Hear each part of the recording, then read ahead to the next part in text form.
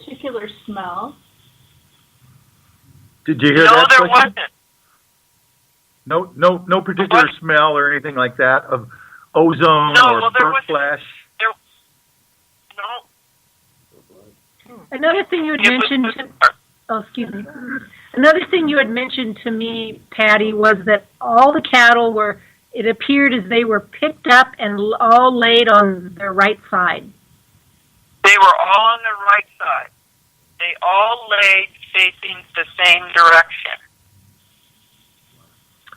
Which direction would that have been?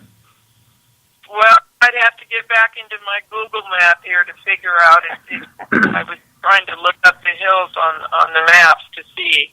Okay, well, I remember that spot like it was today. Well, but that's not way that. Up there, the vegetation's changed, so I'm not sure. No problem. But they were all laid in the same direction, is what you're saying. Yeah. Okay.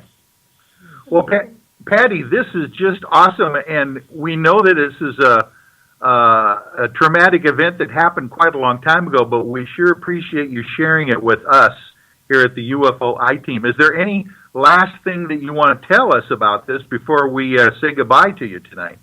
Well, I also, when I went from ground crew to a helicat crew for fighting fires, we came across a few things that were rather unexplainable. But at the time, we were initial attack for firefighting, and we kind of just brushed it off and had to do our work. And being the fact that I flew that forest for years, that whole part of it, there were some things that came up sometimes that just left us with our heads scratching. And the other thing that happened was over there where I would go help my friend pick up the stray cows in the fall. There was that hot springs, and we would go over there a lot. We'd take our cross-country skis in the wintertime, park on the road in the Sawtooth Valley floor, and then cross-country in and use the hot spring. And we had multiple sightings of like unexplained behavior, unexplained colors. One came way close to us one night. And granted, we skied in, and granted, we did have a little wine, but we weren't that high. Wow, so these are anomalous aerial activity is what you're saying? Yep. That's a big valley if you've never been down in there. And of course, in the winter, when it's cold and it's clear, you can see everywhere. And most of the peaks on the valley over by the Redfish and the Pettit Lake side, that's where most of the activities were, up on the higher peaks. But these things would streak across the sky. And you go, what? And you'd be looking at it, and then all of a sudden you get this feeling, and you turn around and look behind you, and here comes another one. So sometimes it was a solo one doing really unexplained aerial maneuvers, and sometimes it started with one and ended up with 5 or 6. And sometimes the color was a bright white, like a heated white. Sometimes it was red. Sometimes it was blue. Wow! And these were just streaking across the sky, or were they doing anything that would be, kind of zigzag or any kind of pattern, or just straight line across the sky? They would do multiples. They could be patterned. Sometimes there would be one, and then another would come from nowhere and stop, and the two of them would just stay there. And then one might shoot straight up and just disappear. Wow. And then the other one that was left might come down. And because the peaks up there behind Redfish and Pettit Lake are pretty steep, what was really phenomenal was sometimes all of them would disappear behind the peaks, and we'd never see them again while we were there. And this happened usually around the sunset time. A couple times, like I say, we were there at night, which was definitely more exciting, and we also saw it during the day. Interesting. Multiple during the day.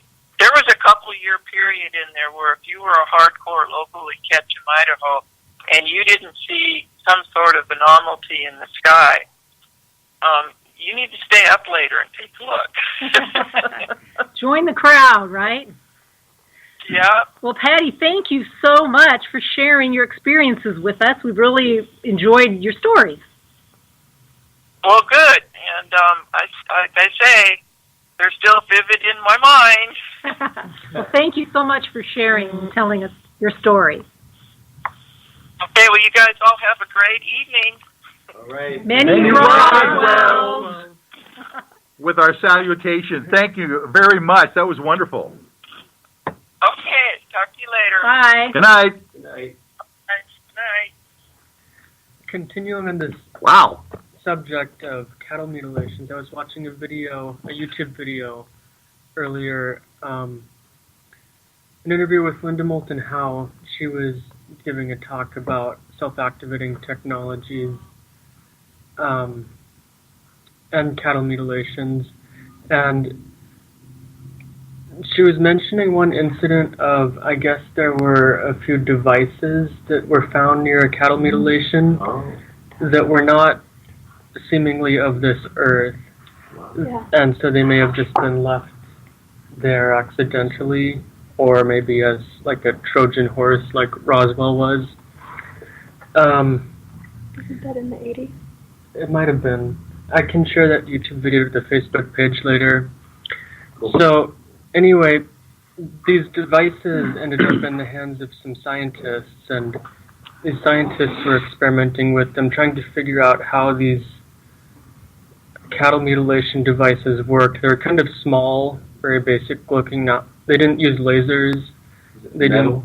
didn't. Metallic, but they seem to have been like other ET technologies and crafts, partially living metal, like metal that's incorporated with some sort of biology, so it can react to consciousness, perhaps, or something else.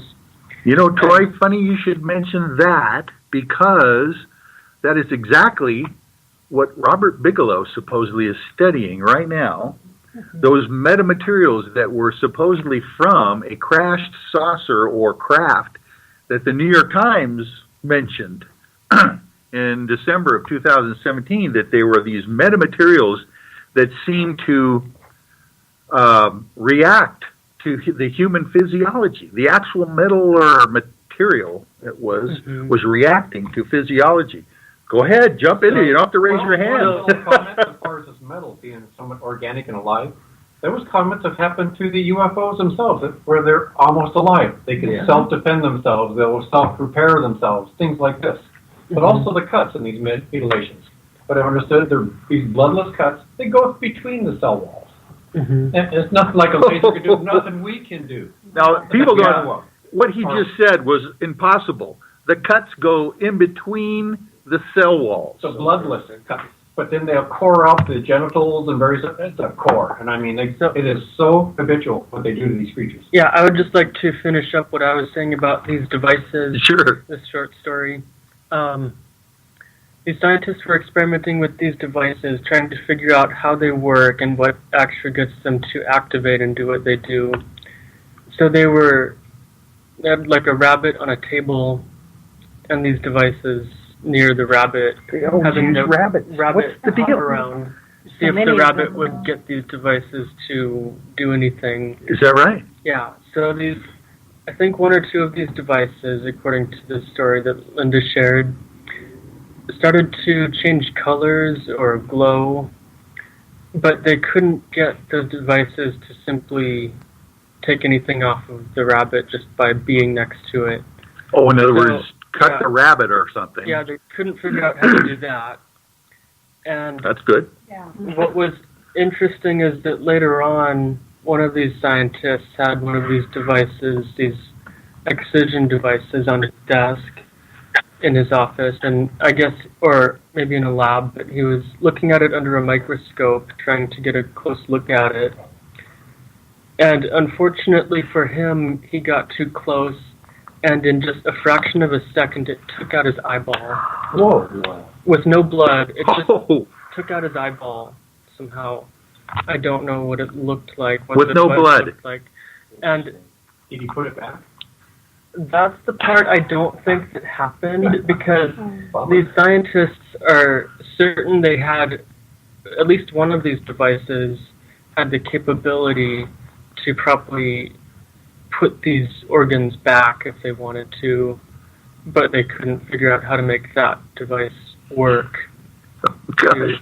You know, that. Troy is one of our soft-spoken members who So- sits here quite often, but every once in a while he comes up with a gem like this. This just happened to pertain to the story that was just shared by It this sure did. lady, Patty Whitcomb. Patty. Oh my I goodness. can share this fascinating video from Linda Moulton Howe on YouTube to the Facebook page later so that people can watch it. She also goes, I mean, she's a really deep researcher, Yes. and she makes just amazing connections between everything. And she was also talking about the self-activating technologies on these dragonfly drones that were photographed in 2007. Oh, yeah. And there Yeah, were, the ones that they don't know where they came from, well, but they kind of look like dragonflies. quickly, she said that they were real, and of course, people on the internet said that they were CGI creations in these photos, Yeah, yeah. but that was proved to be false because of examinations of the certain spots around and near the drones Mhm. that would have been that- pixelated yeah, if had there the was... natural color differences that a camera would show with a real object. Right. So there was definitely something there, and Linda later got an email from a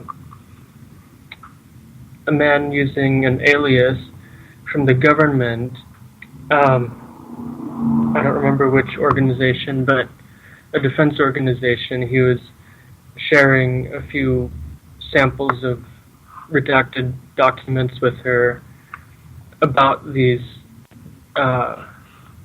Clementine 1 drones, Clementine 1 technology that was being back engineered from extraterrestrial craft, self-activating technology. Yeah. Yeah, so it's Whoa. fascinating. It is fascinating It goes stuff. everywhere. You know, it makes me wonder if we're talking about this metal that may be living or have some conscious cells or life to it. It makes me think of Roger Lear and his research on the implants, and that this metal would move when they'd have it under the microscope or they'd have it isolated. I'm not sure if they were using MRI or X-ray. I don't recall what technology, but regardless, when they would see this implant, almost as if it was living, it would move, and when he would go for surgery and to operate, this metal he could see and he could detect with X-rays and whatnot, it would move on him as he was in surgery trying to remove these things. I wonder if there's a tie between this. Whitley Strieber also has talked about his implant. I think it's behind his either right or left ear. Right. Yeah. I think his right ear. I don't know if he ever got that out, but he's talked about how when he had it or has it, people have tried to operate on it. It just moves. It does. And last time I heard, he does not want to have it removed. He doesn't want to really mess with this thing. It's moving around in the side of his head here. I wanted out. Well, I tell you what. Yeah. Well, it might end up with Lumpy over there. Your old buddy. But yeah. Thank you for all those great reports, you guys. We are 30 minutes away from ground zero here, and now that we have all of our team members here for tonight, I wanted to try to do something interesting and special, whether you want to or not. Well, hopefully we do want to do this, but I don't know if anybody has been watching some of these first responder, police department, fire department, lip sync challenges. Yeah, sure. I've seen one of those. Seattle actually won the contest. The Seattle Police Department, which you are an alumni of here. SPD. That's right. Bree Brockton was one of the SPD folks. Seattle Police Department recently won the nationwide lip sync challenge competition, and it's just awesome video that they did. Excellent. So, it piqued my interest there real quick, and it was really kind of interesting because the camaraderie